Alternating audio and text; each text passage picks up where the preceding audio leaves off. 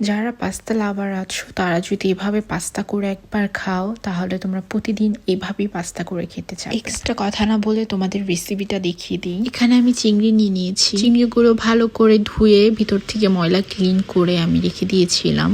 তারপর ছোট ছোট করে কেটে নিয়েছি। আরো কি কি ইনগ্রিডিয়েন্টস লাগবে এটাও তোমাদের আমি দেখিয়ে দিচ্ছি। আজকে আমি এই পাস্তাটা ইউজ করব। তোমরা চাইলে এই সেম রেসিপিটা স্পাগেটি দিয়েও করতে পারো, ওটাও খুবই মজা। আর আমি এখানে কেটে নিয়েছি কিছু পেঁয়াজ, কিছু মরিচ আর একটু টমেটো, আর সাথে আমি রসুনও কুচি কুচি করে কেটে নিয়েছি। আর তার সাথে লাগবে লেমন জুস। আমি এরকম একটা ইয়েলো কালারের লেমন নিয়েছি। অবশ্য আমি লাইম নিয়ে নিই, লাইমটা একটু বেশি স্ট্রং। তারপর আমি এখানে একটা পাতিলে পানি গরম করতে দিয়েছি। এখানে একটু পানিটা যখন গরম হয়ে আসবে তখন আমি পাস্তাগুলো দিয়ে দিব। পাস্তা আমি 10 মিনিট সেদ্ধ করে তারপর উঠিয়ে নিব।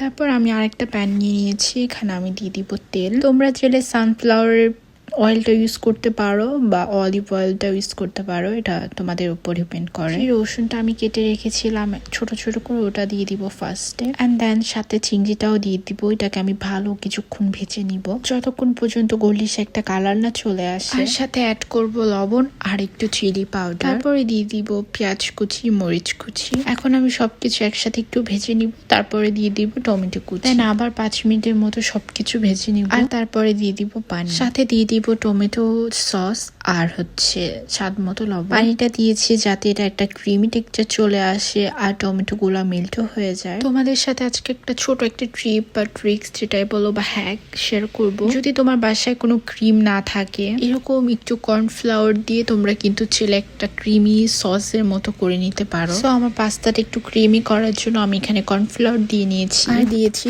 Lemon juice. এখন আমি সেদ্ধ করা পাস্তাটা দিয়ে দিব। পাস্তাটা আমি ভালো করে সসের সাথে মিশিয়ে নিব 3 মিনিটের মতো। যেহেতু আমি আগে থেকে পাস্তাটা সেদ্ধ করে রেখেছিলাম, যদি আমি আরো বেশি এটা ওভার কুক করি তাহলে পাস্তাটা গলে যাবে। ভালো করে মেশানো হয়ে গেলে আমি দিয়ে দিব ধনিয়া পাতা, আর সাথে কিছু লেমনও অ্যাড করে দিব। এই তো ছিল আজকের রেসিপি। আই হোপ তোমাদের অনেক ভালো লেগেছে। অনেস্টলি স্পিকিং এত বেশি মজার ছিল, স্পেশালি যারা লেমন পছন্দ করো, লেমনের ফ্লেভারটা তোমাদের ভালো লাগে থাকে, তাদের জন্য এটা বলবো একটা পারফেক্ট পাস্তা রেসিপি। অ্যাটলিস্ট একবার হলেও তোমাদের ট্রাই করা দরকার, অ্যান্ড আই এম শিওর যে তোমাদের অনেক অনেক বেশি ভালো লাগবে। আমি ট্রাই করব আরো ডিফারেন্ট টাইপের পাস্তার রেসিপি করে দেখানোর তোমাদের। অবশ্যই লাইক কমেন্ট করতে ভুলবে না, অ্যান্ড নেক্সট কি ভিডিও দেখতে চাও ওটাও আমাকে প্লিজ কমেন্ট করে জানাবে। আর আমার ইউটিউব বা ফেসবুকেও ফলো করতে বা সাবস্ক্রাইব করতে ভুলবে না। পেজে এরকম আরো অনেক পাস্তার রেসিপি আছে, সো অবশ্যই তোমরা ঘুরে দেখবে।